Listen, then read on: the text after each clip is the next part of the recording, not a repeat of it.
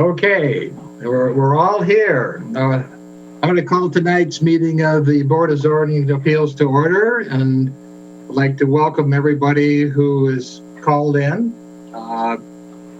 Because of the coronavirus, tonight is going to be our first visual meeting under the state's new guidance. And for the benefit of tonight's meeting, I would ask that we follow some basic parliamentary procedures. First, all speakers must be acknowledged by the chairperson prior to speaking. Board members can do this by physically raising their hand in your screen. For members of the public, we ask that you use the raised hand feature within Zoom at the appropriate time. Second, we keep our comments succinct and to the point for the benefit of a productive meeting. Third, all voting will be done in the form of a roll call vote. Fourth, when a member of the public is recognized, the member of the public will be unmuted and will be asked to state his or her name and address for the record before speaking. Since this is our first meeting using Zoom, the fact that we are not used to using it, I ask for your patience and cooperation as we handle tonight's business. And I thank you in advance for this.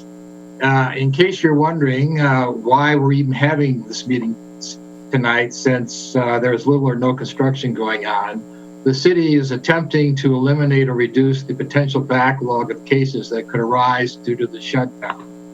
Tonight, petitioners will learn whether they can proceed or not with their plans once stay-at-home restrictions are lifted.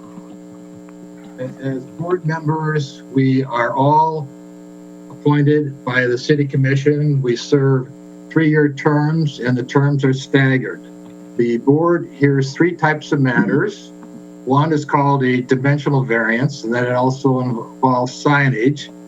And in order to get a dimensional variance, the petitioner is required to establish a practical difficulty. And it also needs to get 4 affirmative votes in favor of your requested variance. The second type of matter that we handle is what's called a use variance. The standard there is harder, and the petitioner must show a hardship, and you're required to get 5 affirmative votes in favor of your requested appeal. And finally, the third matter that we hear are decisions of city officials and other boards. And we look to see if there's been an abuse of discretion on the part of the city officials or the board, and you're required to get 4 affirmative votes to overturn a decision of a city official or one of the boards. Now, tonight we have all dimensional variances. Our procedure is that somebody from the building department gets up and makes a presentation regarding each of the appeals.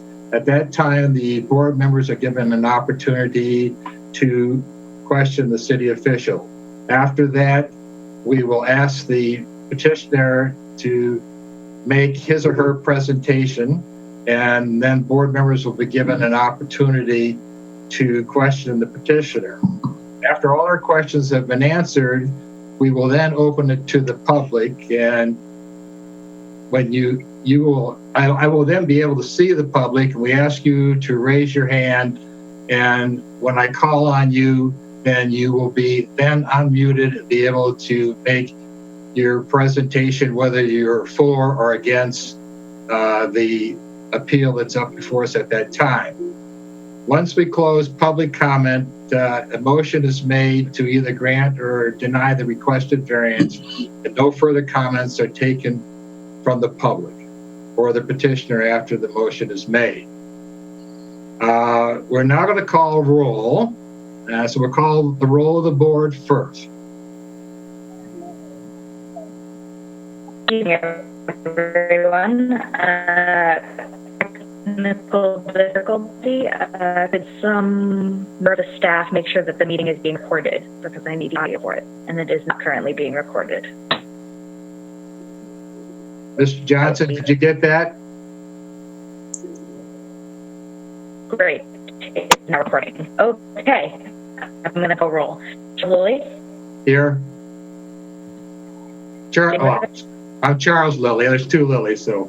Yeah. Jason Cameron. I need people to say yes. So that everyone's on mute, but I need people to say yes. So they need to be unmuted.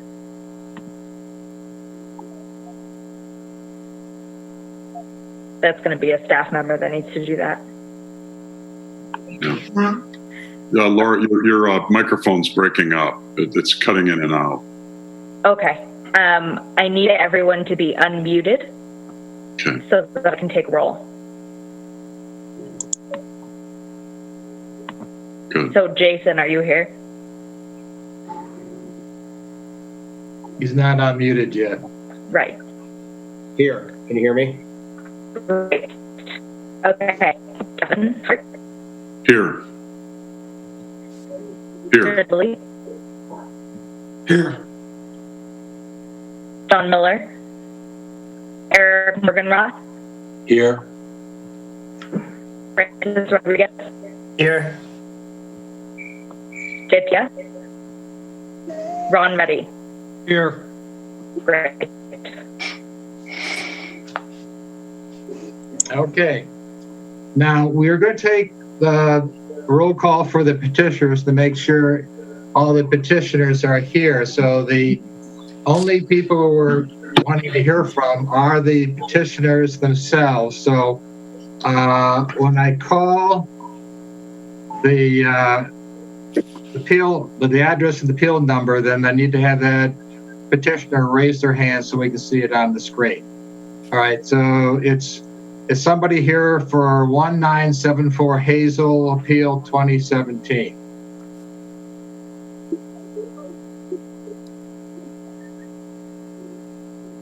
Okay, we got a hand there. Good.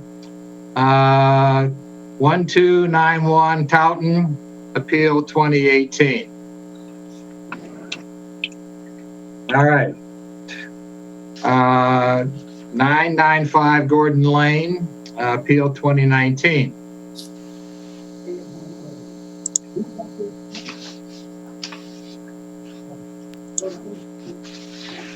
Well, I can. The petitioner is here. I think I see his name, Mr. Bergsman. Can you raise your hand? Can you hear us?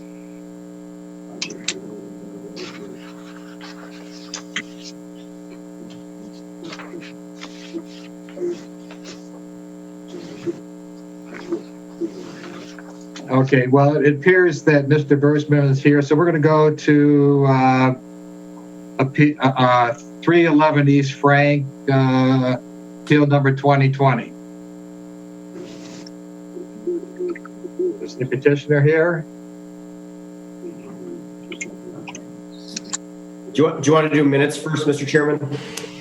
All right, well, we'll go on and we'll go back and pick up the last two. All right, board members, you have before you the March 10th, 2020 minutes. Are there any corrections?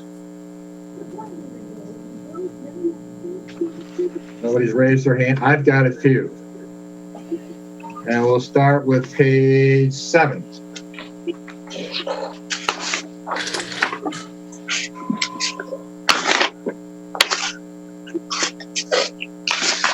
And it's item number 5 on the agenda, Appeal 2015.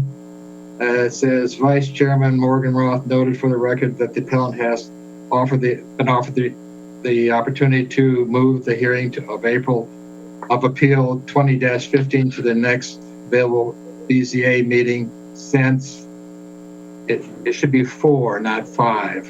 Affirmative votes would be required.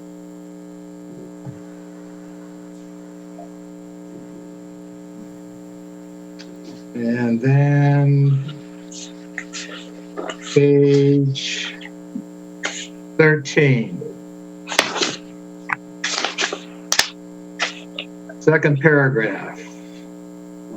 Mr. Canvasser, Mr. Lilly, and Vice Chairman Morgan Roth also emphasize for Master Sergeant Ludwig that without it said current, but I think I know it meant revised, without revised drawings for a variance request B and D, that taking, it should be taking and not taking the denial of variances A and B into account, the board would not be able to make an informed decision.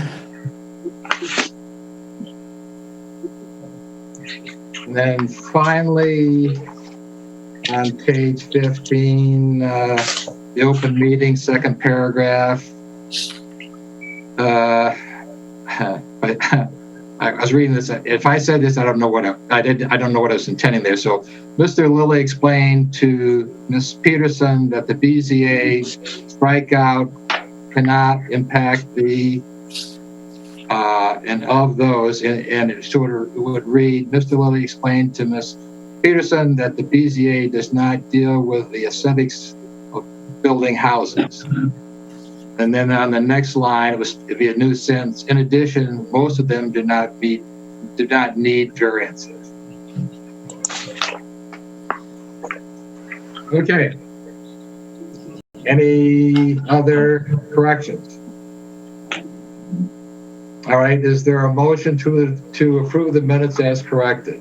Motion to approve as corrected. All right. Mr. Morgenroth made a motion to approve the minutes as corrected. Is there a second? Second. Bavisser. Okay, a motion's been made and seconded to approve the minutes as corrected. Call the roll, please. Eric Morgenroth, Yes. Jason Camiser, Yes. Kevin Hart, Yes. Charles Lee, Yes. Rick Lilly. I can't vote because I wasn't at the meeting. Okay. Francis Rodriguez, Same. I wasn't at the meeting. Ron Meddy. Yes. All right. Approved. Okay. Mr. Johnson, have we received any correspondence that does not apply to any of the petitions for us tonight? We have not. Okay. All right, so we're going to back one more time and try the roll call on the petitioners. So going back to 995 Gordon Lane, Appeal 2019. Yep, okay, we're all set now. 311 East Frank, Appeal 2020. All right, so I still don't see anybody there for Appeal 311 Frank, the last one on the agenda. So I think what we're going to do is just we're going to proceed with the appeals, and we'll check in at the end to see if somebody is actually here, but we haven't been able to communicate with them or they just didn't show up. All right, so we're going to call Appeal 1974 Hazel, Appeal number 2017.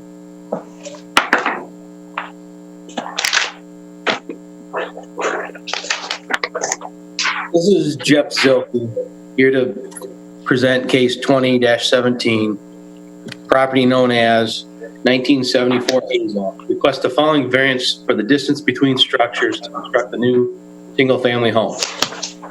Variance A, Chapter 126, Article 4, Section 4.74C of the zoning ordinance requires a minimum distance between principal residential buildings on a vacant lot of 14 feet or 25% of the total lot width, whichever is larger. The required distance is 15 feet.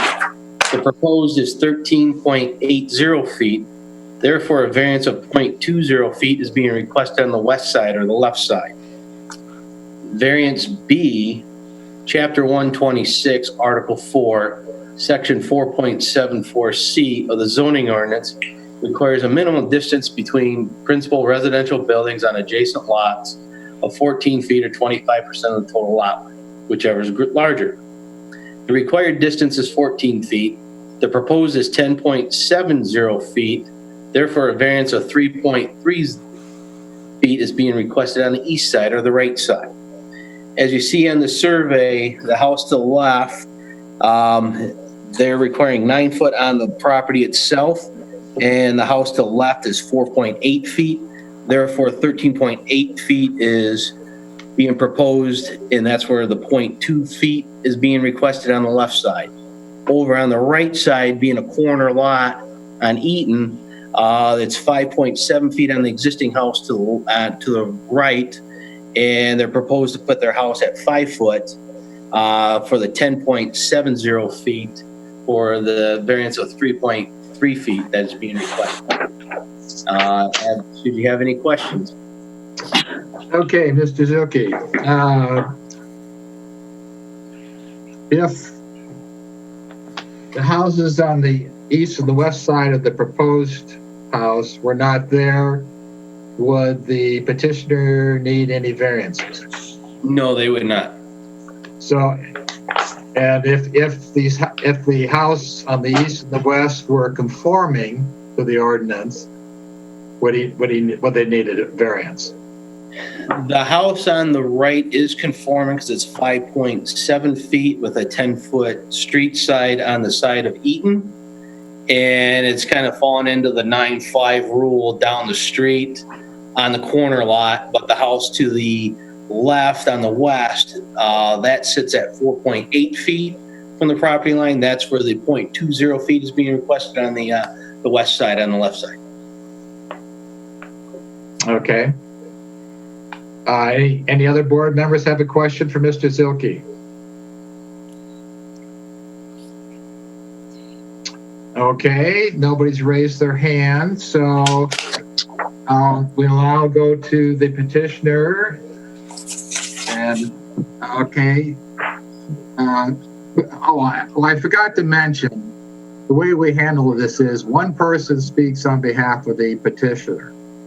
So the only time we allow somebody else to speak if the petitioner needs some technical assistance. Otherwise, this one person gets to speak. All right. So who's going to speak for the petitioner?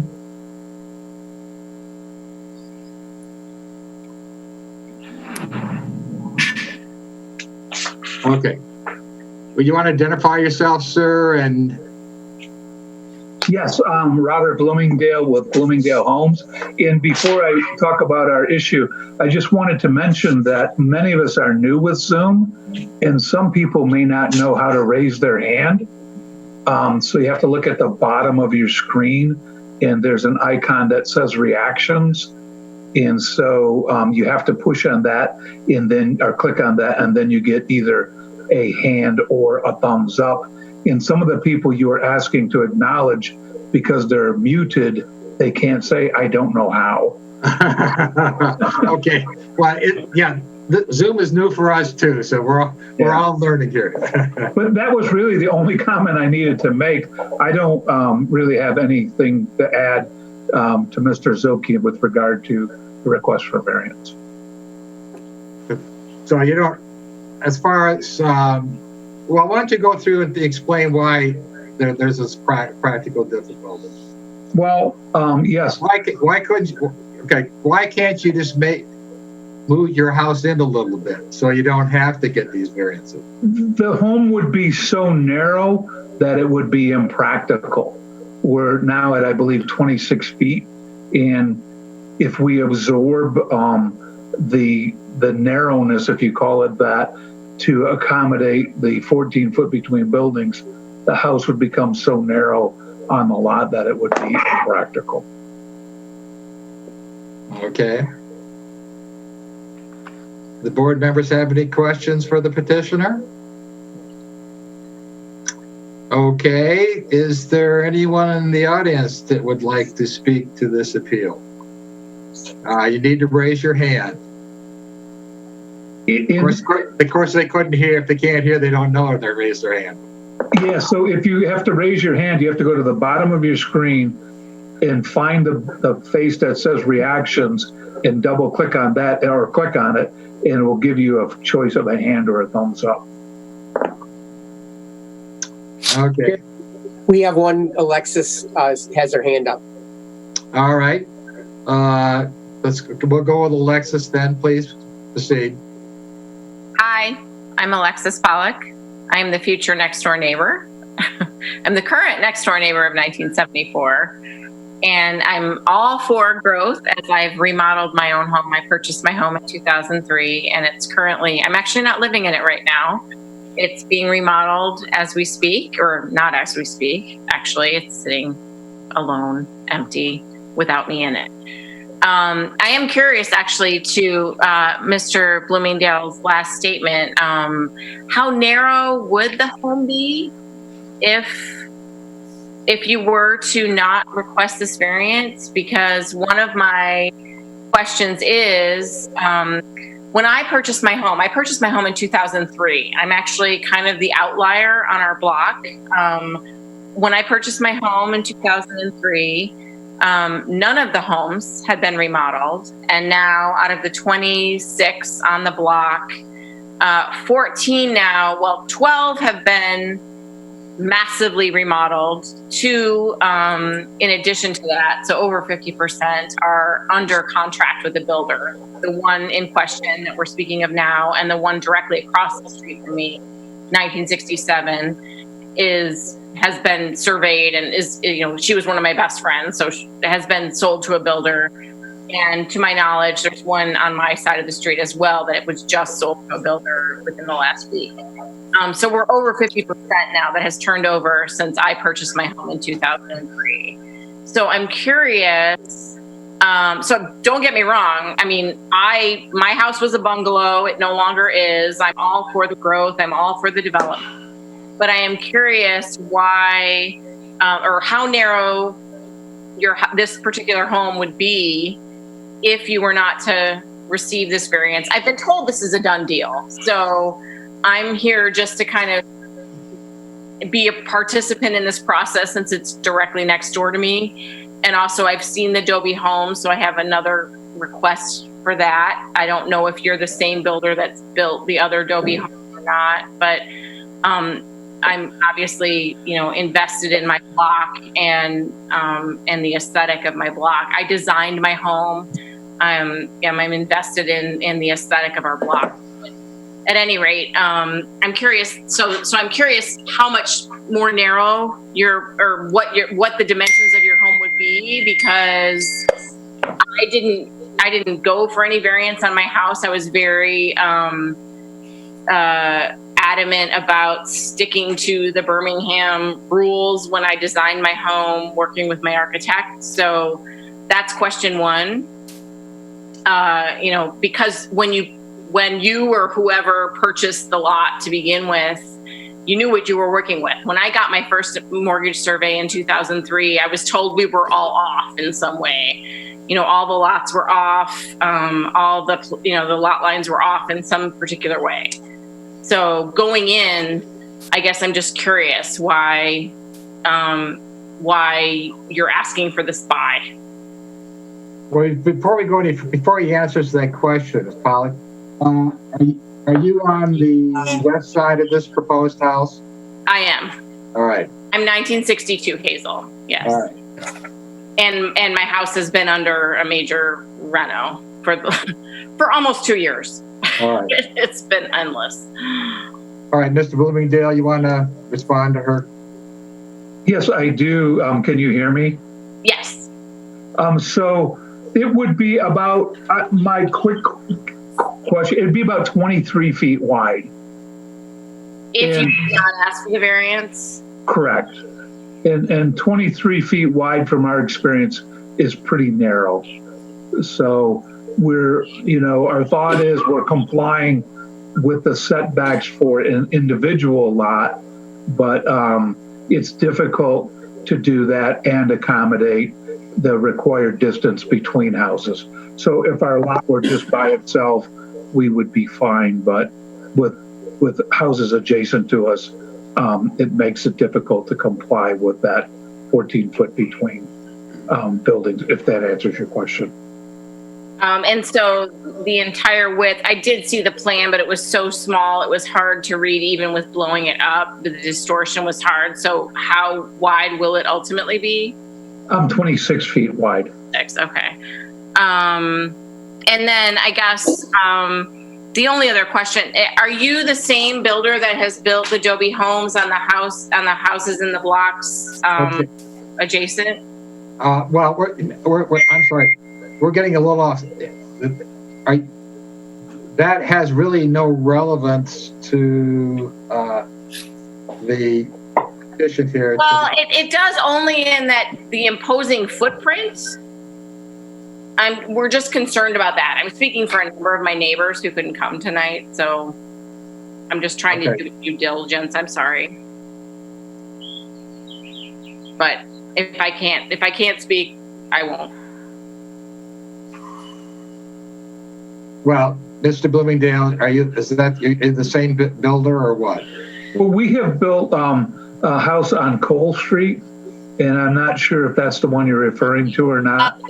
Yeah, there are just several in the neighborhood with the Adobe sign in front, and the only concern that I was asked to raise was just that, given that it's going to have more of an imposing footprint than many of the houses on our block have had, because I did speak to Jeff earlier and asked about the variances, and our block is pretty tight, and so we talk, we know each other very well, and so we know who's had variances, who's built what. Like I said, there's been a lot of turnover in my hood. So we know who's done what, who's built what. And so I know this is not the point of this meeting, but we just hope that while some of those homes are lovely in and of themselves, because some of those footprints are so imposing, we're hoping that you'll at least consider a design that's in keeping with or in similar character of our block, because we've been told that this is a battle we can't win. So I'm here sort of as a spokesperson tonight, and of course I'm next door, and I know it's only a couple inches on my side, so in the large scheme of things, it's probably not going to make a big difference, but I'm the little gal, fighting the big fight. But if nothing else, Hazel is a wider street. It's a, we're obviously biased. It's a beautiful street. We'd like to keep the aesthetic of the street as clean and simple as we can, given the situation that we're going to have this larger home. Ms. Pollock, we don't get into the design of the houses. I understand that, but since this house is going to be bigger than it should be, and it's going to, and I've already. No, it's not going to be bigger than it should be. The point is, on this lot, if your house wasn't non-conforming and we had the issue on the other side, he wouldn't need any variances. So it's not bigger than it should be. It meets the ordinance, the requirements for the lot. I understand, but isn't need in air quotes when this is a new build? Beg your pardon? Isn't need in air quotes when this is a new build? I don't follow you there. Well, all right. This is a new build. This is not like what I did, which is I kept my existing foundation. So had I needed, which is a real need, to do something, that would be different. This is a new build. So there's no need, there's want, right? I'm an English teacher. Let's talk about real definitions. All right. We're getting into arguments here. No. I'm not trying to argue. I'm just saying there's need and there's want, and this is a want. And I understand the want. Believe me, I built a beautiful home that I love. I get it.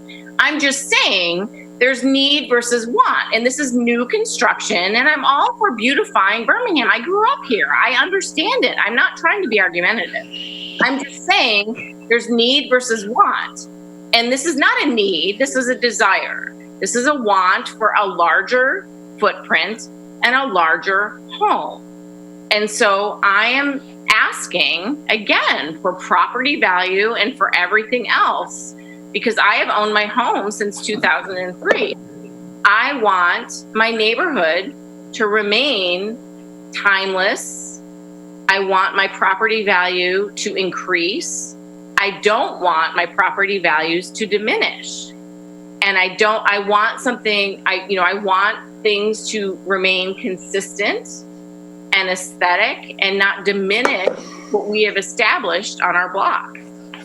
And that's a valid concern. property All right. value. Okay, but so you've raised your concerns. We're aware of your concerns. I think you've expressed your concerns, so we're aware of them. So, unless you want to voice any other concerns, we'll see if there are any other petitioners, if any other people who would like to speak to this appeal. All right, thank you.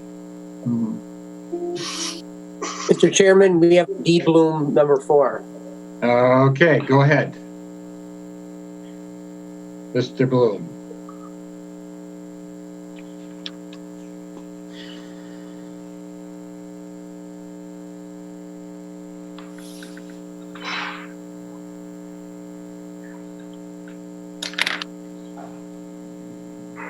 We don't.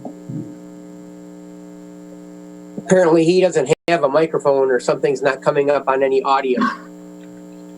He may have to turn on his audio. Okay, there's a Kathleen Riley. It's got her hand up. So let's go to Kathleen Riley.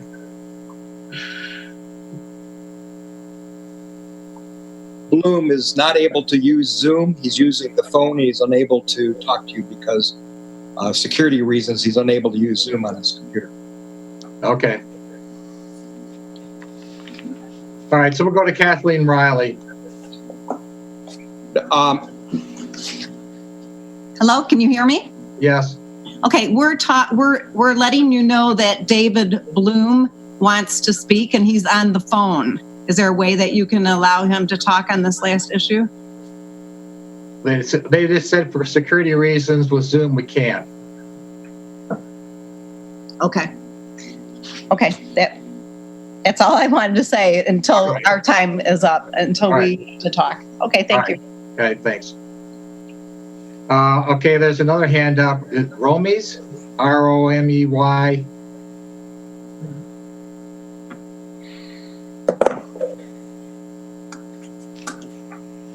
I can't speak to you because of Zoom. I can't hear. Okay, yes? Yes, okay, we hear you. Okay. My name is Constance Romanelli, and I live on the east side of the new house, the house in question. And where it will make a major difference in the 3 feet is different than just a couple of inches. And I did talk with Jeff Silke today, and I think I understand where we are coming from, and that there is quite a bit of room between the two houses, and I just want to make sure it is within the guideline of whatever it's supposed to be. Because if it's if the lot line is 3 more feet, it would be like 2 feet or 3 feet from my garage, because my garage is a little bit different than where my house is. Well, according to the drawing, your garage is like over 8 feet away from the house. I can't hear you. I said, according to the drawings, that your garage would be 8 feet away from the house. Yeah, let me just. Oh, all right. Okay. All right. I guess that makes a difference in that it was hard to see. But I have no difficulty in that, because I think it just needs to be done to make sure that he has a good house to be built there. Okay. Thank you. That's all I wanted to say. All right. Anybody else want to comment on this appeal?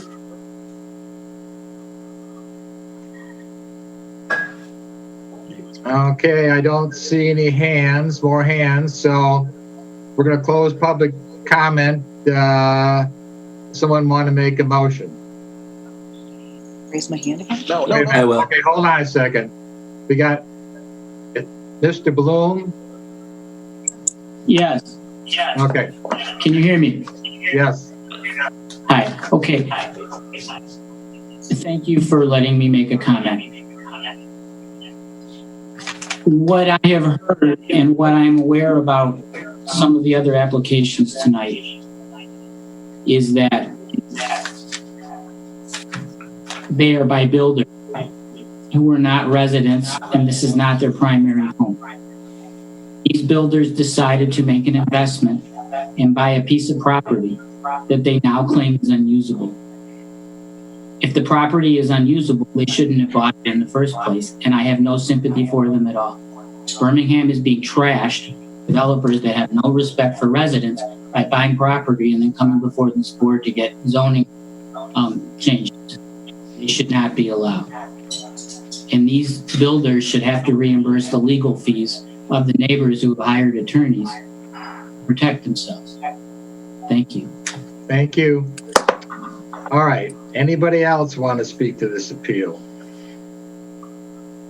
All right. Well, now we're going to close. Oops. We're not. Mr. Bloomingdale, you raised your hand. You want? I just wanted to comment on Alexis' question as to whether we are Dobie.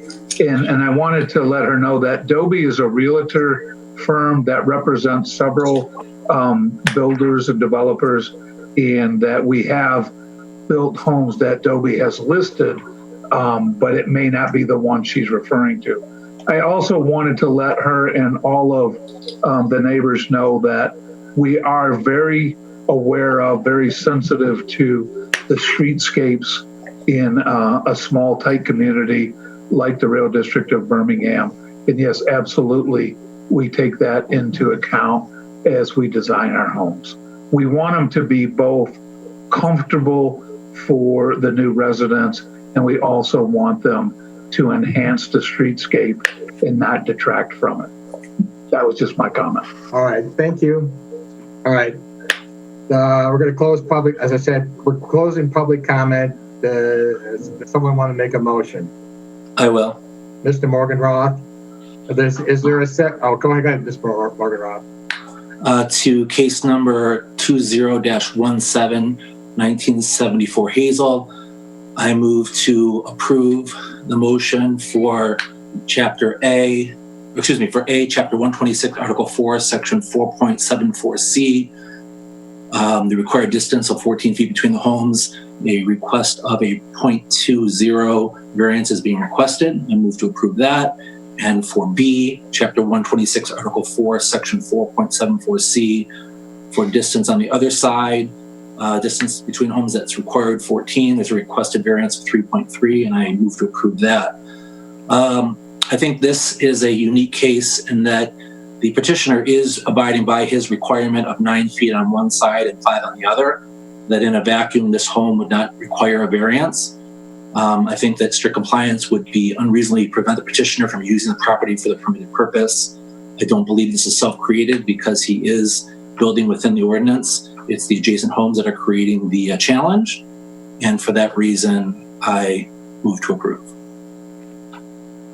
Someone will make a second. Mr. Lilly. Second the motion.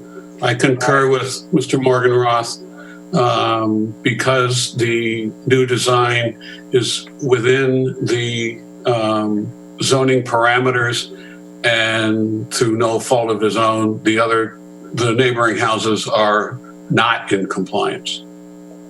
Okay, Mr. Morgan Roth, I'm assuming you're tying it to the plans as presented? I am, thank you. Tying to the plans as presented. All right. Okay, the motion's been made and seconded to grant the variances as advertised. Any discussion? Okay, I'm going to support the motion, and as it's been brought out, the petition is complying with all the requirements of the zoning ordinance regarding its property. The problem that's causing the request for the variance is the fact that the houses on either side are non-conforming. All right, any other comments? Okay,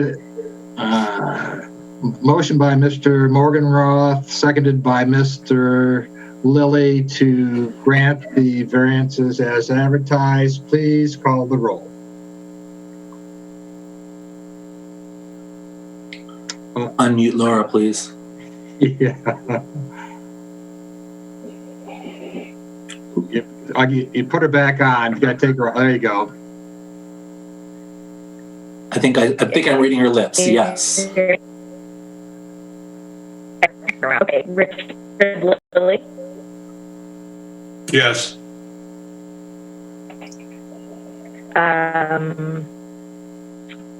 Chris Rodriguez, Yes. Brian, We didn't get that name.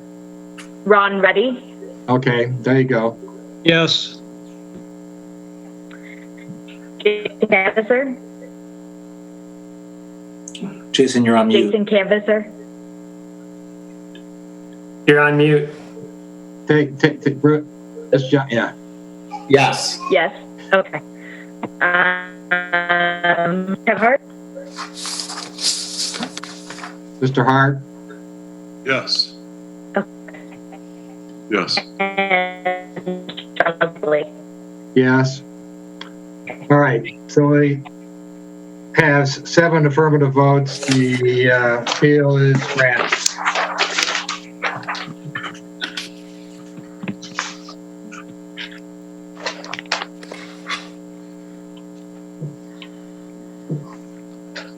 Okay, we're going to go to Appeal 2018-1291 Houghton. This is Jeff Zilke here to present case 20-18, property known as 1291 Taunton. Request the following variance to construct an addition to an existing non-conforming home.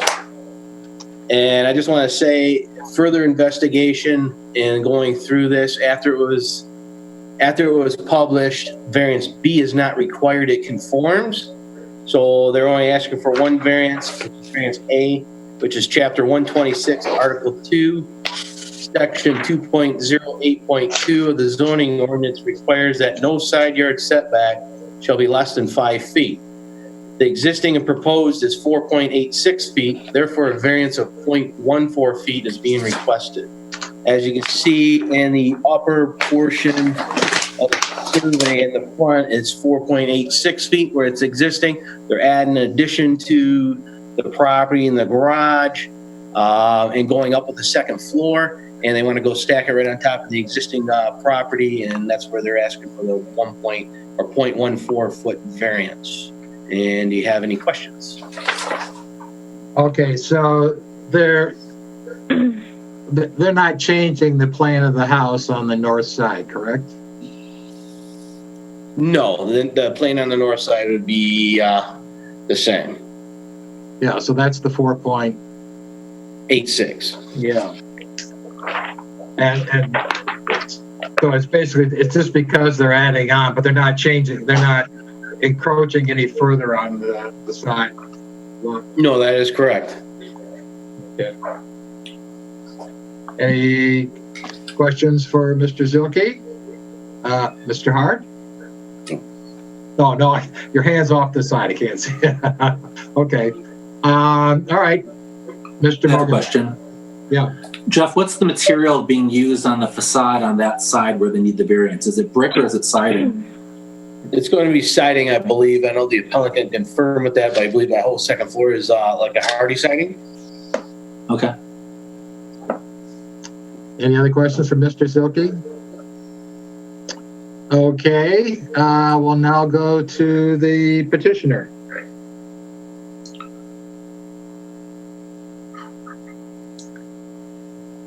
Hello. Hi. Hello. You want to identify yourself and make your presentation?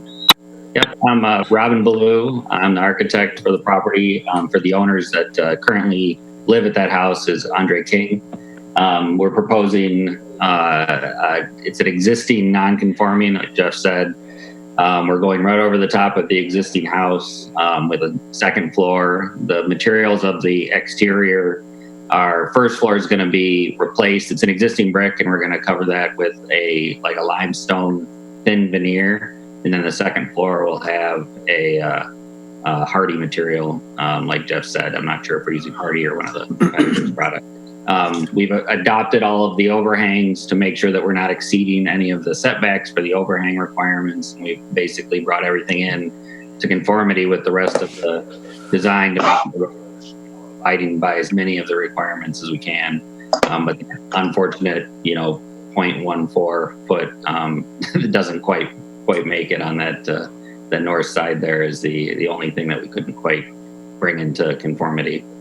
Typically, I don't like to go for variances at all, but these little tweaks are tough to accommodate architecturally without making some funny details. Okay. Any questions for the petitioner, Mr. Morganrod? Mr. Baloo, are you, is the limestone veneer going to be thinner than the 4-inch brick? We're probably taking the brick off, and the veneer is typically 2 inches ish. So technically, the foundation will probably still be in the same location, but there'll be some, a couple inch difference there when we put that new veneer on. So it could be closer than what we're showing on the drawings, but it's like hair splitting, at that point. And with regard to the addition that's kind of adding to the existing nonconformity, is there a reason why you couldn't step it back on the second floor those few inches to be able to make it not be the addition be nonconforming? I mean, there's structural reasons we would rather not obviously do that. We kind of felt like the architecture was better if we left it straight and went for this variance, and it would be better for the community and better for the project as a whole. And that this nonconformity was so minor that we were hoping that the board would understand that it's the existing condition, that we're just trying to maintain the integrity of the community and not have a weird, sort of condition be created there. But you're saying it's not just aesthetics, it's structure. Correct. Yeah. It creates complications in the structure. Thank you. Okay. Any other questions for the petitioner? Is there anyone in the audience that would like to speak to this appeal?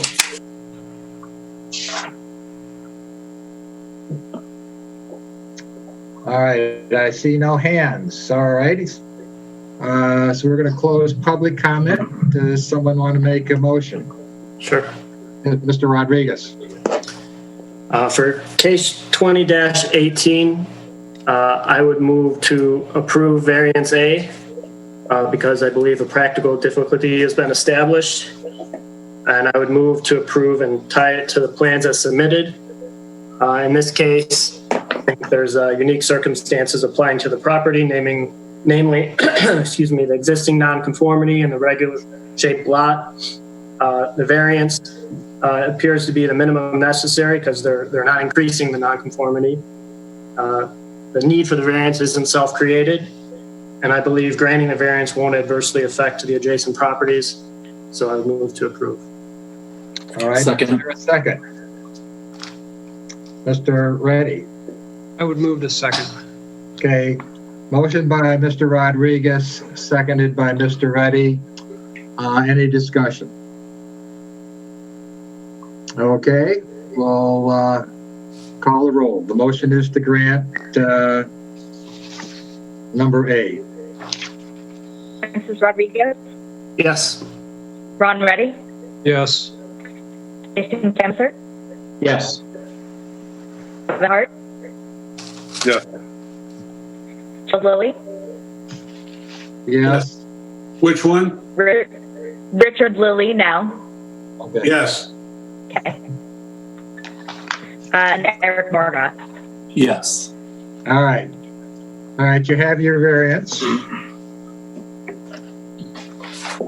Okay. Calling appeal 20-19.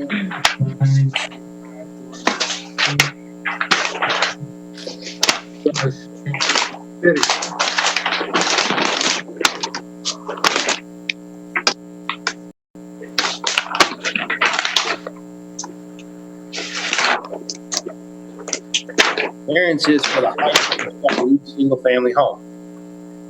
Variance A, Chapter 126, Article 2, 2.0. Excuse me, Mr. Morad? Who's speaking for the city? This is Jeff Zilke.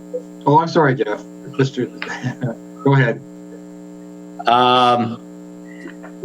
Variance A, Chapter 126, Article 2, Section 2.06.4 of the zoning ordinance requires that a maximum building height in an R1 zoning district is 30 foot to the midpoint. The proposed height is 31.81 feet, therefore a 1.81 foot variance is being requested. Variance B, Chapter 126, Article 2, Section 2.06.4 of the zoning ordinance requires that a maximum eave height in an R1 district is 24 feet. The proposed is 31.81 feet. Therefore, a 7.81 foot variance is being requested. As you see on the survey and before you in that circled area in orange, it's kind of the area in question. The lot sloping towards the rear, and we're doing some retaining walls and some paving area and making a walkout in the back in the flat area with the sloping lot. That's where the variance is being requested. If you see on the elevations,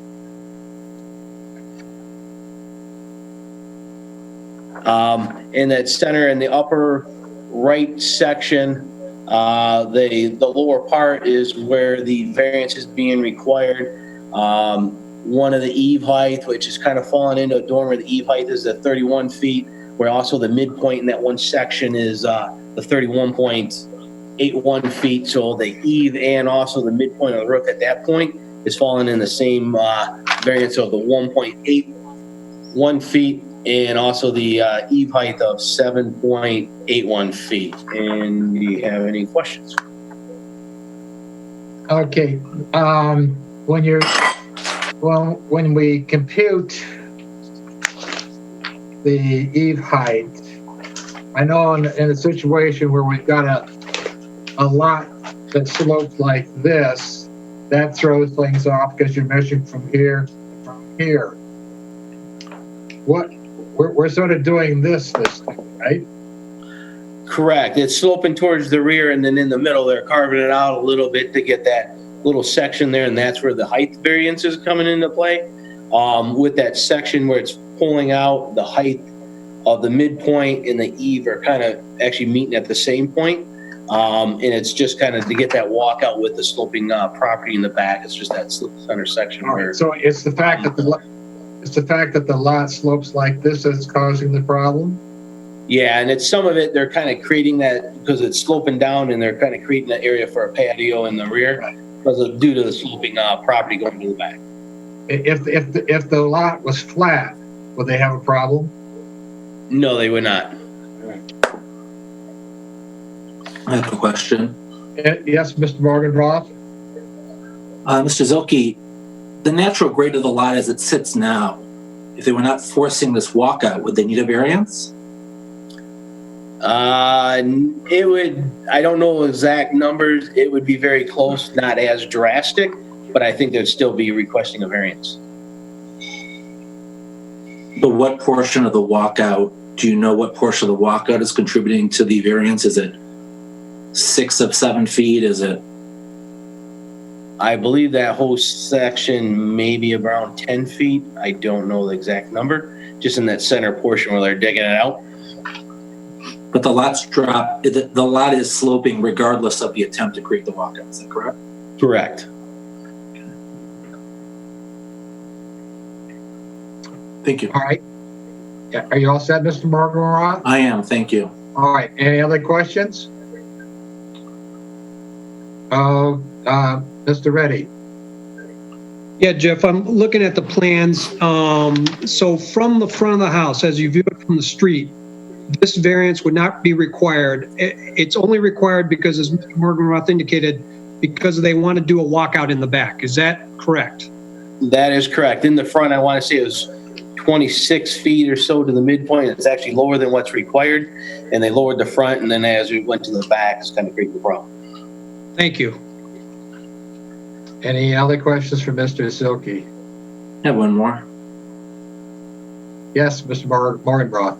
Jeff, are they raising the house out of the ground more than usual, or just manipulating the grades? Just manipulating the grades in the back. Thank you. Any other questions for Mr. Zilke? Okay, who's going to speak on behalf of the petitioner? Is that Mr. Bergsman? All right, Mr. Bergstein, go ahead.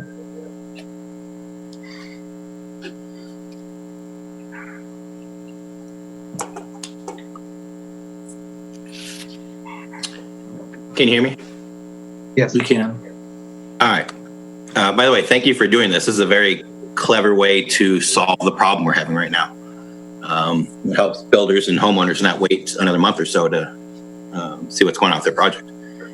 As we talked about, the site's a little unique. We have a couple things that drove us to put the house where it is today, and ultimately put the request in for the walkout in the back. The original house that we designed for the house actually sat 10 feet closer to the front street. That street, Gordon Lane, is actually very tight as far as parking and just general traffic for snow removal and lawn equipment. We ended up, after talking to neighbors, pulling the house back 10 feet, which ended up aligning with the neighbor to the east a little better, more in the spirit of what the ordinance would like us to do. The house to the west is quite a bit further north, and allows us to set our house forward if we wanted to.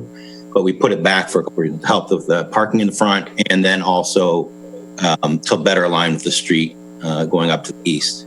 By doing that, it pushed our house back into that ravine edge a little closer, developing the opportunity to have a walkout. Now, the reason why the homeowner, after designing the rear yard with the landscaper, decided to have us design it that way with a walkout was because the way the ravine sits in the backyard is you could come out of the backyard and you would have just a big divot or a ditch behind you, and it's kind of a challenging backyard. It's a little odd because although our house is not that big, it's like 3,500 square feet. That property is big enough to probably hold, from a lot coverage point of view, 10,000 square foot house. It's a pretty big lot, but a lot of it's in the back part of that ravine. So their intent is what they wanted us to do is create a design that allowed them to create a reasonable backyard of the house in the lower level, since the upper level was much higher above the ravine at the time, and also exit the house in a way that's a little bit more natural to the rear yard, which is on the other side of the ravine. And the other side of the ravine is a little, instead of going way down and then coming way back to go to the main part of the yard, they're able to exit their house and kind of have a more natural relationship with their backyard. We did talk to all the neighbors that are directly affected by this, and I believe they sent in some support letters to Jeff. We also sent letters out and drawings to everybody on the street. They have a good neighborhood association there. So we were able to try to communicate with them on there. We didn't have any negative feedback. We had some positive feedback. We also tried to make a conceded effort to design the home in a way. You guys were talking about the first floor level of the house or the height of the house.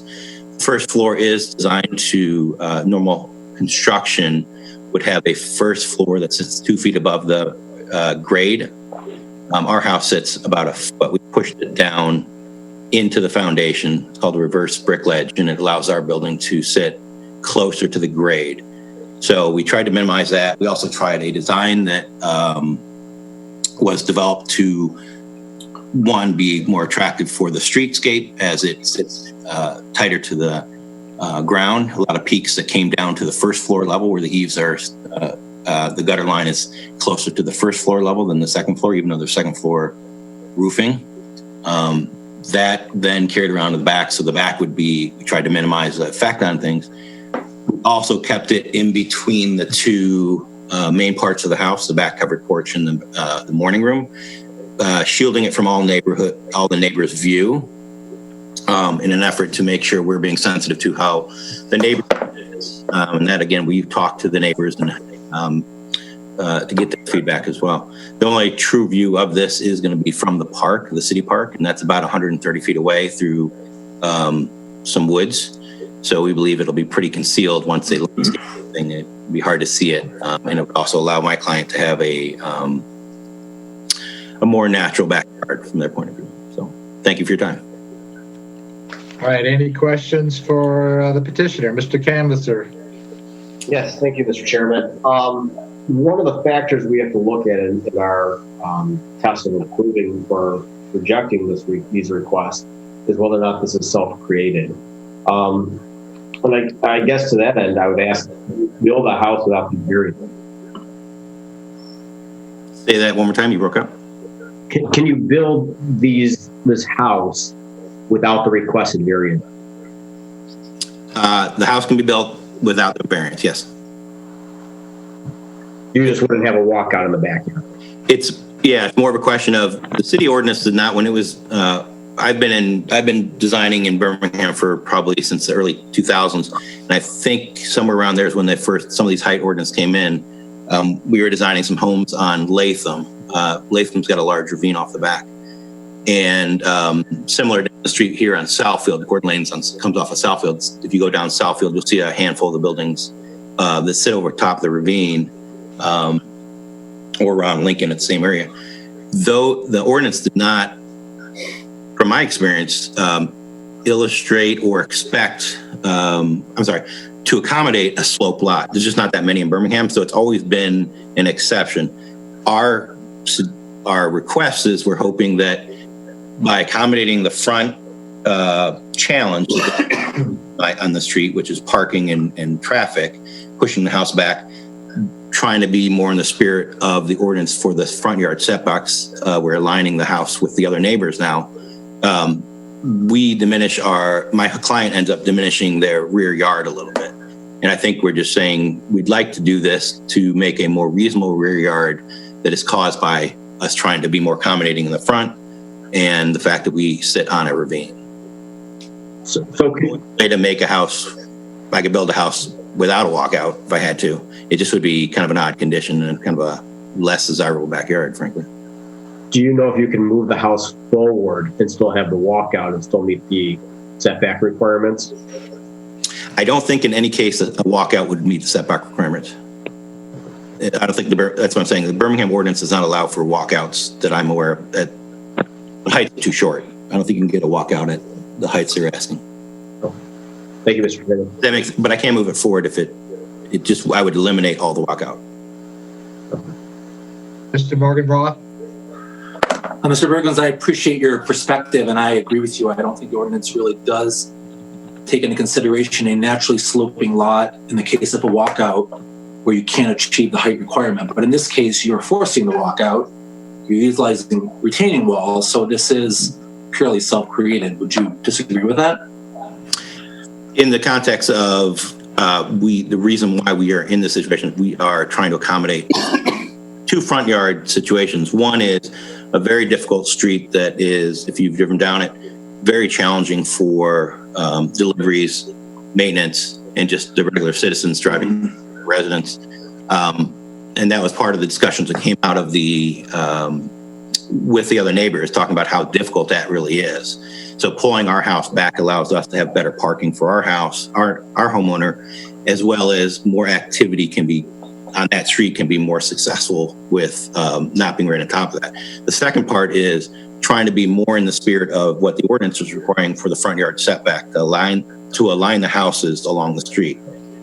The ordinance right now with the 200-foot average actually allows us to put our house, 10 feet plus in front of all the neighbors to the east. And it would kind of look like, if you looked at the house that's there now, it sticks way into the street.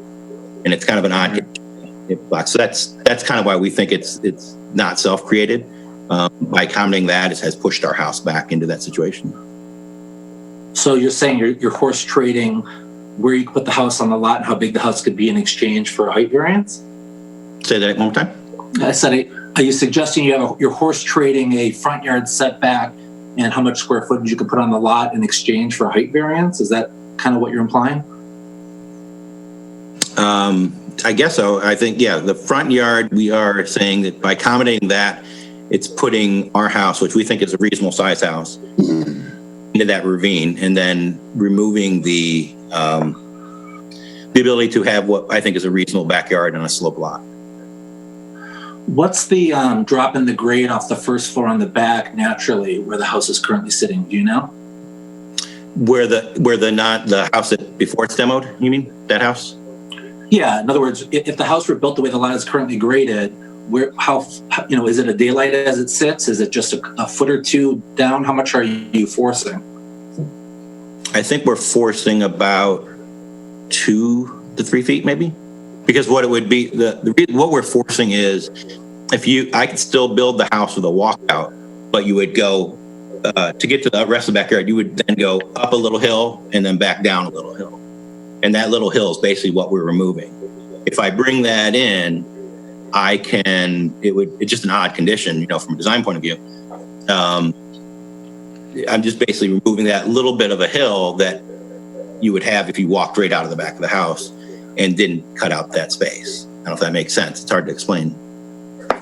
I mean, it doesn't, because it looks like you have a lot of retaining there. And if you said to me that there's a natural 7-foot drop on the back of the property and you're just building on the lot the way it sits and need a height variance, I see that as not self-created, whereas I see a manipulation of the grades and retaining walls as, although I get why you want to do it, and for my house I'd want to do it too. Yeah. But as Mr. Canister mentioned, we have a standard of why and how we can give a variance, and it can't be self-created, and the retaining walls in itself imply a self-creation.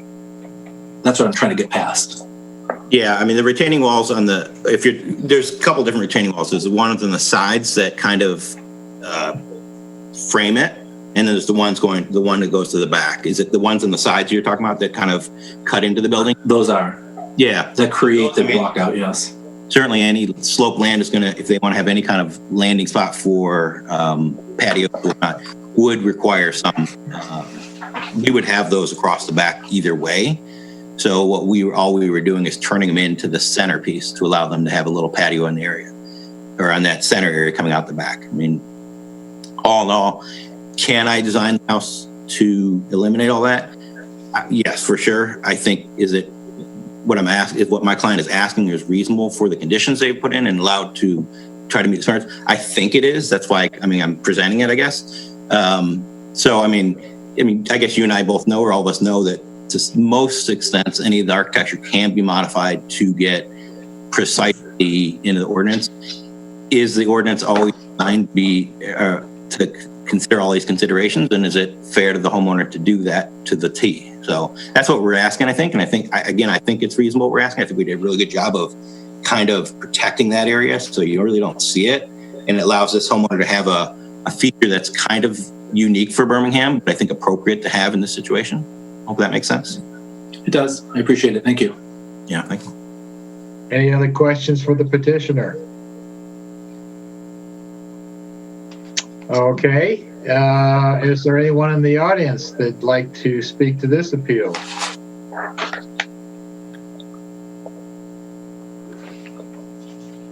All right, I don't see any hands, so we will close public discussion, and someone want to make a motion?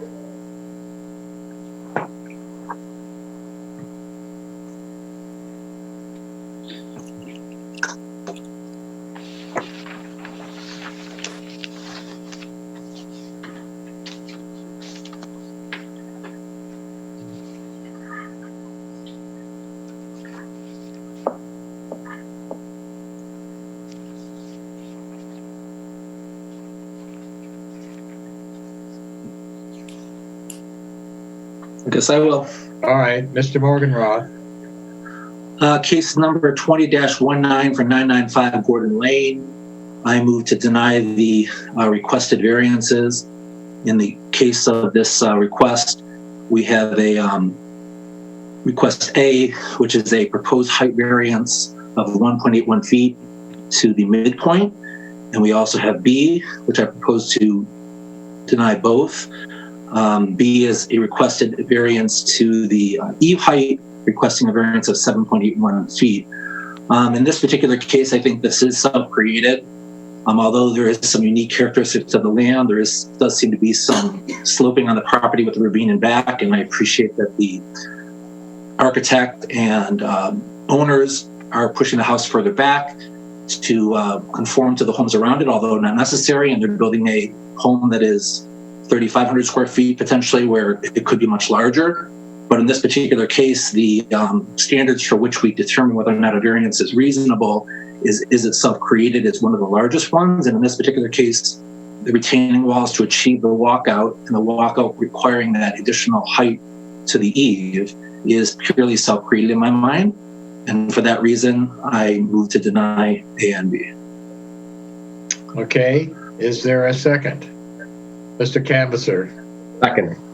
All right, motion's been made by Mr. Morgan Ross, seconded by Mr. Canvasser to deny the requested variances. Is there any discussion? Mr. Canvasser.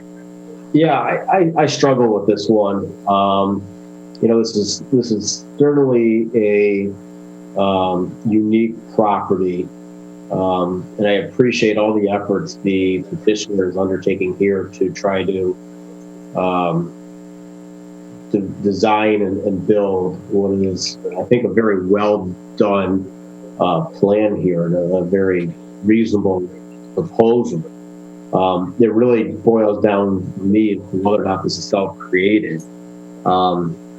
And I think based on what we heard from the petitioner, I could only come to the conclusion that it is self-created because we heard that this same house could be built without a walkout. You know, I guess I'd also add that, you know, we're not a body of lawmakers.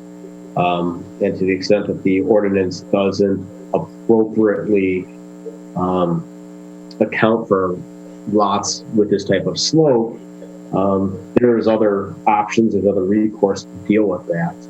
But we're tasked with enforcing the ordinance as written and looking at our test to see whether or not it complies. And so, you know, I commend the petitioner for a beautiful design, a well thought out design, but I think I have to support the motion. Okay, Mr. Rodriguez.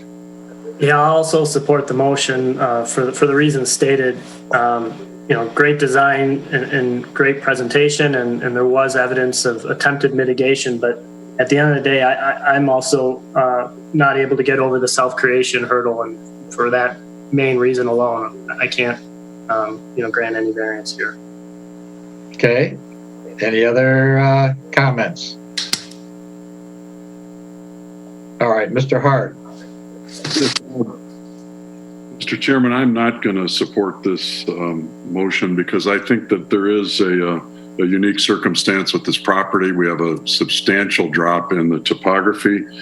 So I think earlier Mr. Morad mentioned that even if this was not a walkout area, we'd probably still need to ask for a variance in the rear yard. I think that we can get some clarification if we need that. But again, there is no adverse effect on neighboring properties, so I think it's there's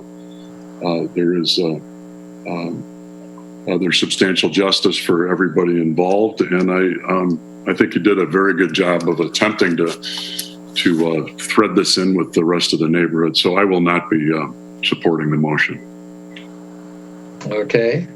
Any other comments? All right.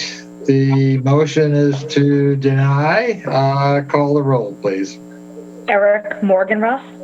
Yes. Jason Canvasser. Yes. Kevin Hart. No. Charles Lilly. Yes. Richard Lilly. No. Francis Rodriguez. Yes. Ron Reddy. Yes. Okay, the motion has been granted and the request for the variance has been denied.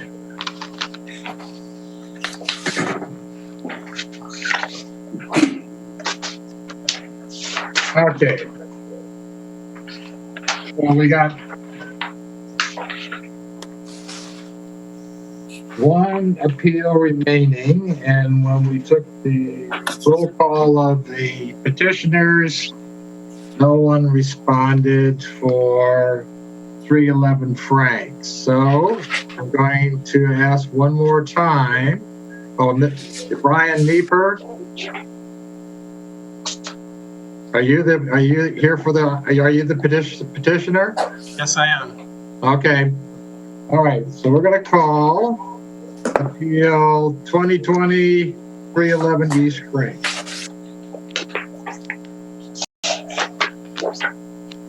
This is Jeff Zilke again, here to present case 20-20. Property known as 311 Frank. Request the following variance to construct a new single-family.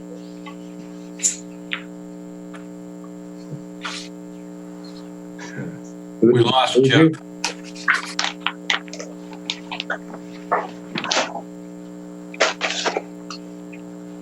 I'm not hearing Jeff.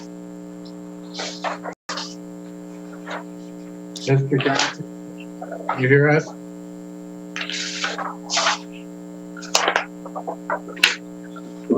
Yes, I will get Jeff back online. He should be online. He's not muted. We'll find out what's going on and be with you in a moment. Okay.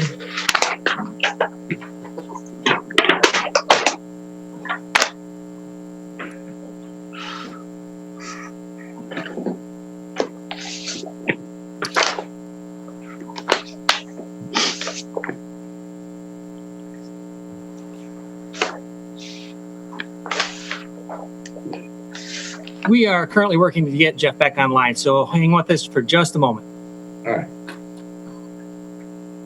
I just like to mention something to the board members. You got to be careful about rustling your papers while somebody's talking. Yes.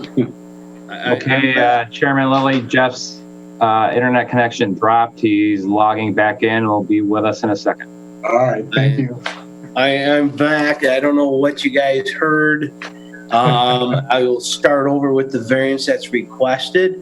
The variance of Chapter 126, Article 2, Section 2.10.2 of the zoning ordinance requires that a minimum combined front and rear setback is 55 feet. The proposed is 49.5 feet. Therefore, a 5.5 foot variance is being requested. And as you'll see on the survey, the area in yellow is the area in question. It meets the required rear setback of 30 feet. And with doing the average of homes for the required front yard, puts that average required front yard at 19.2 feet. So with the combined two, the rear yard setback is actually at 30.3. So between the two gets to the 49.5 feet, falling short of the 5.5 feet for the combined front and rear setback. And should you have any questions? Yeah, I got a question on that bump out that's causing the problem. I can't read the numbers there. How far does that stick up? Other than the 2 feet, what's the 5 feet 4 inches? It is 5 foot 5 inches. All right, take that. Yeah, 5 foot 5 inches, 5.5 feet. Sorry. With the bump out, it's allowable projection that's able to project out to 2 feet. That little bump out beyond the yellow area is an allowable projection going into the required rear setback.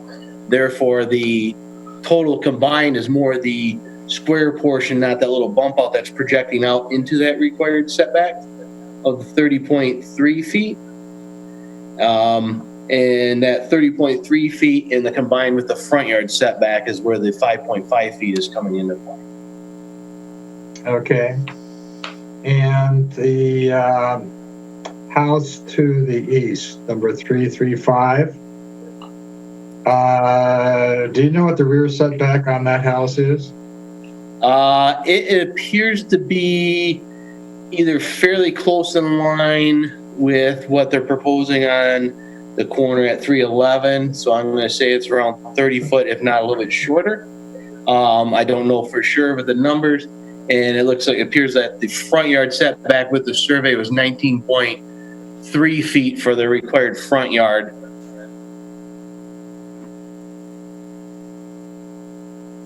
Okay. Are you? Did we lose you or you're done? No, I'm still here. Okay. They raised in their, the neighbor, when they sent in a letter, indicated that there was a question about where the lot line is. You know anything about that? I know early on, the builder that's there, he's now the second builder within this project. And I know the first survey that there was some question. I spoke to the neighbor, Kathleen. There was a dispute on the property. They had their survey, Kathleen's surveyor, and the new builder on the property. They ended up going with the surveyor that Kathleen had, and I believe that resolution of the property line has been resolved. Okay. All right. If I remember right, I think there was like maybe like an 8-inch or maybe a foot very differential from the very first surveyor with the first builder that's on the property. Okay, and that's between the house to the east and the Correct. Yeah. Okay. All right. Any other questions for Mr. Zilke? Mr. Canvasser. Yeah, Mr. Zilke, are you able to talk to the utility of this bump out? What's it being used for?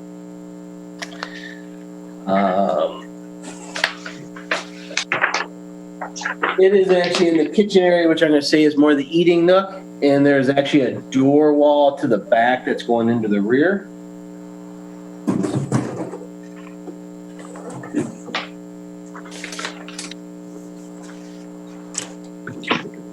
And then it's like a little sitting area in the master, I think.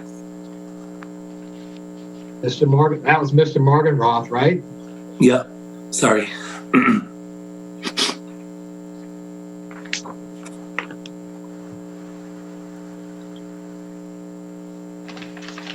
It is actually in the kitchen area, and I'm assuming by the way it's laid out is more of a sitting area, part of the kitchen. It's got some cabinets going there and a door wall going out to the rear yard. Okay. Yeah, I didn't see anything specific, but I thought I'd ask. We could ask the petitioner. Mr. Zilke, does it go up to the second floor? Yes. Okay. Any other questions for Mr. Zilke? Okay. We'll have the petitioner speak now. Is that Mr. Nieper, right? Yes. Okay. Good evening. Thanks for being here tonight. My video here. I think we're basically here in front of you tonight, just based upon the size and shape of this corner lot. It's an exceptionally small site, and it's roughly 70 by 80. It's a little bit of a trapezoid shape. It has, being the corner with houses on both on Purdy and Frank fronting the street. We're required to have a front yard setback on each side of the corner.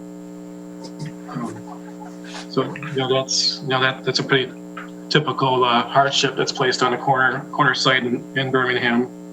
I was looking through some of the Oakland County maps, just looking at some of the corner sites in Birmingham. This is one of the smallest corner sites that I could find. There's maybe just a handful of sites that are would be smaller than this.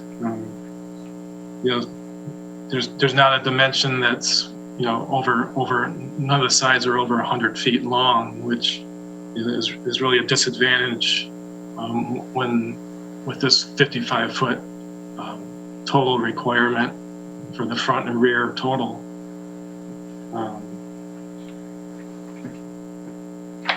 I would just say that it reduces our buildable footprint to just over 20% for the principal residence. It's certainly not a site that we're pushing to overbuild. We're gonna be within the coverage allowance, even with a detached garage. The literal interpretation of the zoning required almost a 36. It would require a 36-foot rear yard setback, which it's not, just definitely not the norm for the neighborhood or for any new development in Birmingham. So we're trying to just to have a small area of the house that projects out to that 30-foot rear standard, which would be more the norm that we would typically see. I don't believe this is self-created. That it's tied to the size of this property and to the existing site conditions. It's purely a function of the size of the lot that kind of creating this abnormal rear yard setback requirement. I do believe that the home that we're proposing would be in keeping with the spirit of the ordinance. The home, I don't believe that you would ever go buy this home after it's built and say, oh, look at that house. It's clearly not an ordinance because it pretty much matches what most of the new developments are in Birmingham. So I do believe it'd be doing some substantial justice to my client to allow this, slight variance to occur. I guess if you have any other questions, I could answer. Okay, before I've got a couple of questions for you, but I just thought of one other question I need to ask Mr. Zilke. So if we can, Mr. Johnson, if you can bring Mr. Zilke back up a minute.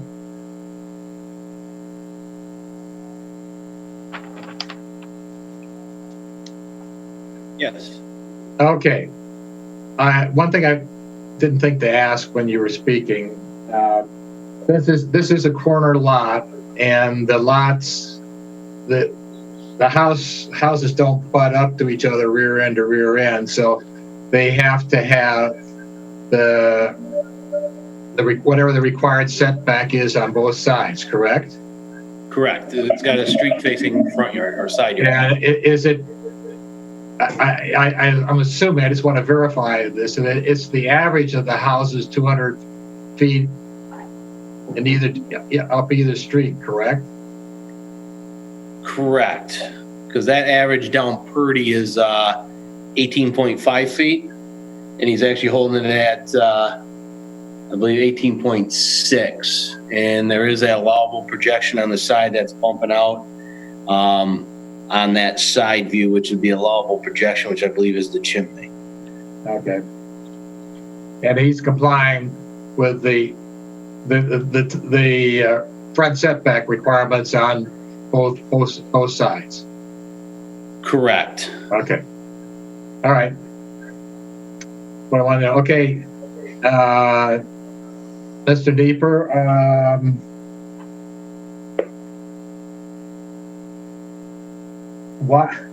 how much extra square footage does the part that's required the variance add to the house?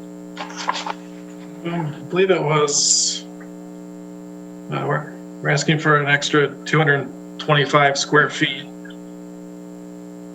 Or no, that's not right. Wrong number. It was 84 square feet. It's 5 feet by 16'8". 2 floors. Yeah, that's the footprint, and it also has the owner's suite above, so on 2 floors, correct?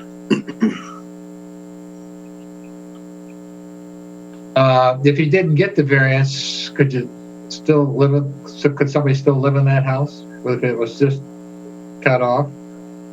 That you didn't get the bump out there, the extra 5 feet? I think it would be livable, but quite painful to live there.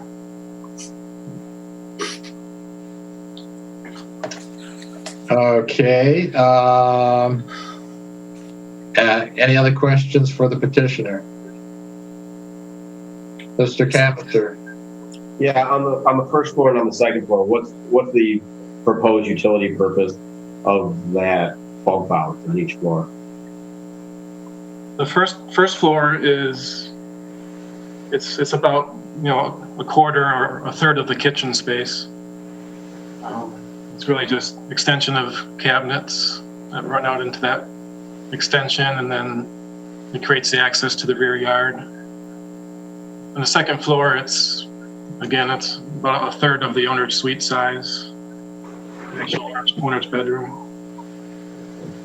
And just one more question: if we don't grant the variance, you're still building a house, if I heard your numbers correctly, somewhere between 2,700 and 2,800 square feet. Did I catch that correct?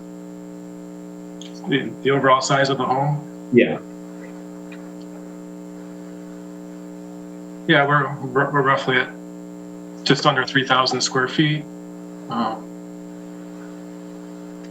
Yeah, I mean, it would be, a painful loss to the kitchen space, which, and the owner's bedroom, which are two of the, most valuable locations they have square footage. So.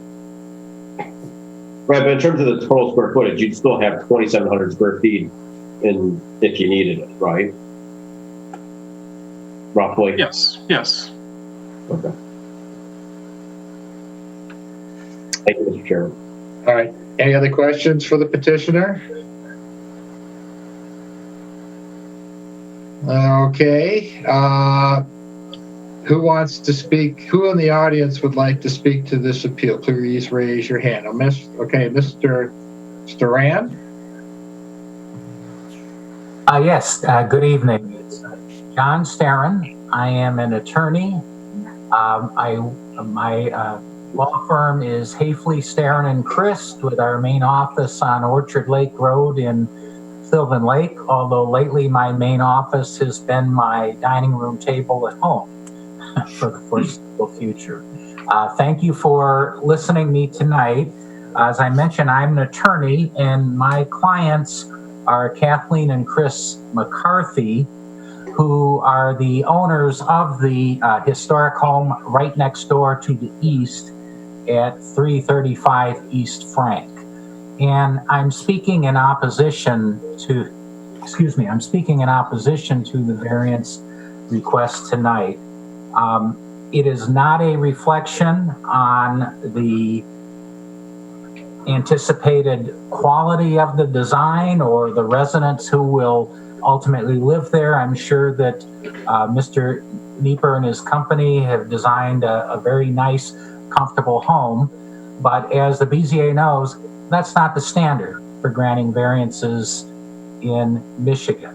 These ordinances that we have, these setback requirements we have, are intended and designed to protect the neighbors and to protect and preserve the quality and character of the neighborhood, prevent overcrowding, all those sorts of important things that are necessary to maintain the quality and character of this neighborhood.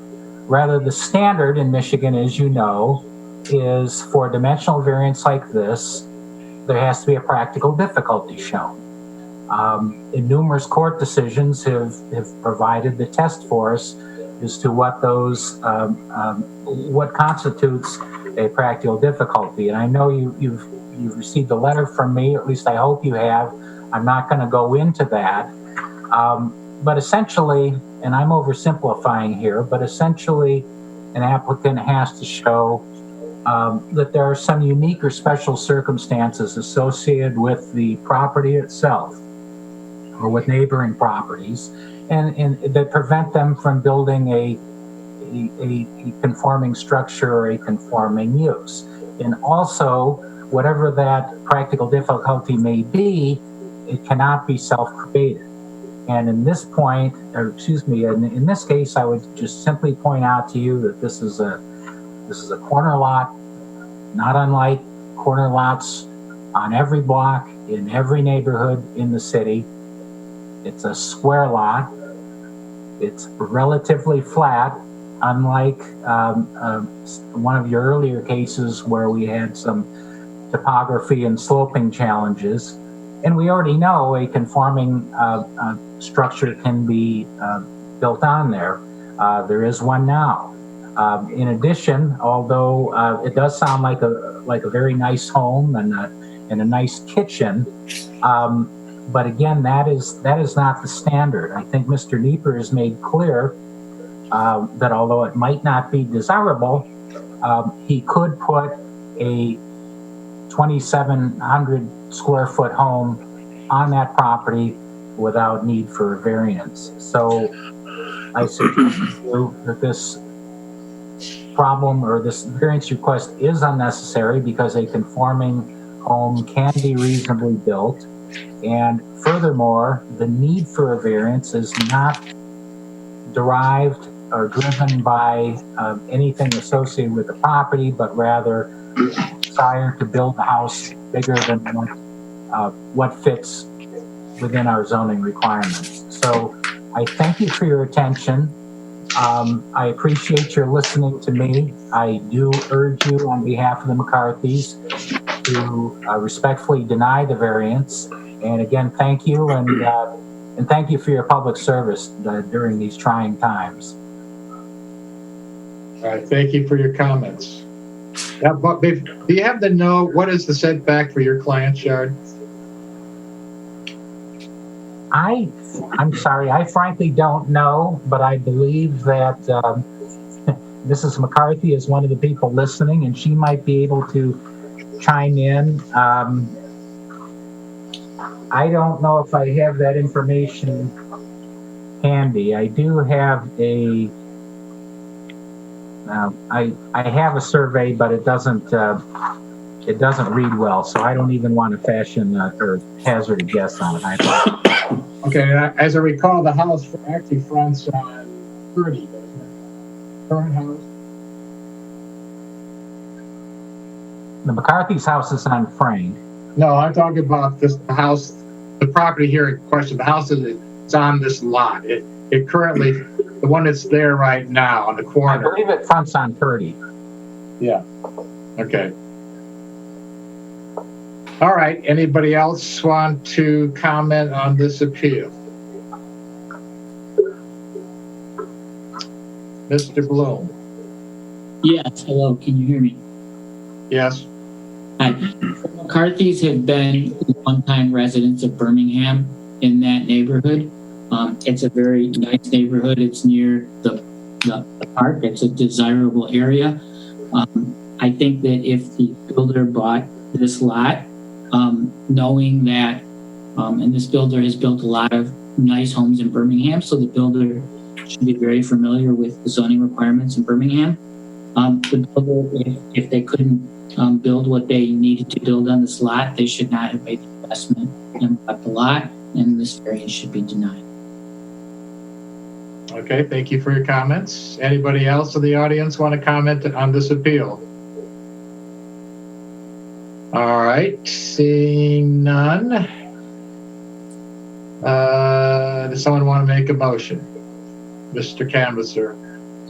In regards to Appeal 2020 for the property at 311 Frank Street, request is for a single variance pursuant to Chapter 126, Article 2, Section 2.10.2.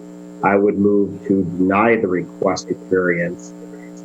This really comes down to the issue of self-creation, to me. And so I'm not going to address the other factors of the test. But I think we've heard from the petitioner, this is there's nothing unique about this lot. It's a square lot. It's a new house. There are no, unique factors here. There still can be approximately 2,700 square foot house built here. So the lot and the requested variance doesn't create a situation where we have an unbuildable lot. It may not be the exact square footage the homeowner desired, but I don't think that's one of the factors. And so, this developer, architect essentially has a blank canvas to build on. And again, I haven't heard anything that would the house could not be built. So I believe this is entirely self-created. So I move to deny. Second. Is there a second? Mr. Reddy? I would second. I agree that this is a self-created problem. Okay. All right. Motion's been made by Mr. Canvasser, seconded by Mr. Reddy to deny the requested variance. Any comments? Okay. The motion is to deny. Call the roll, please. Jason Canvasser, Yes. Ron Reddy, Yes. Kevin Hart, Yes. Charles Lilly, Yes. Richard Lilly, Yes. Eric Morganroth, Yes. Francis Rodriguez. Yes. All right, so the motion carries and the requested variance is denied.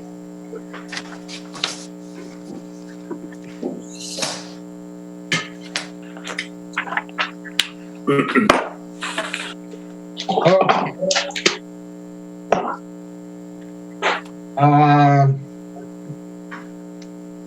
Is there anybody in the audience that wants to discuss anything other than any of the appeals that we've heard tonight?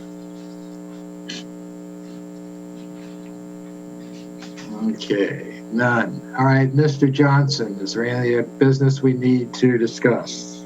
There is not. All right, does someone want to make a motion to adjourn? Motion to adjourn? Second. I'll call you. Mr. Morganroth made a motion to adjourn. Who wants to second it? Okay, Mr. Rodriguez. So we'll do it that way. Second. All right.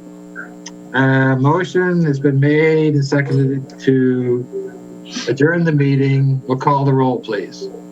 Eric Morganroth. Yes. Francis Rodriguez. Yes. Ron Reddy. Yes. Jason Canvasser. Yes. Kevin Hart. I think you dropped off. Oh. Should we wait or? No, let's keep going. Okay. This is not a crucial vote. Okay. Charles Lilly. Yes. Richard Lilly. Yes. Okay. So this is going to conclude our meeting tonight. Everybody stay well. The meeting is adjourned. Good night, everyone. Good night.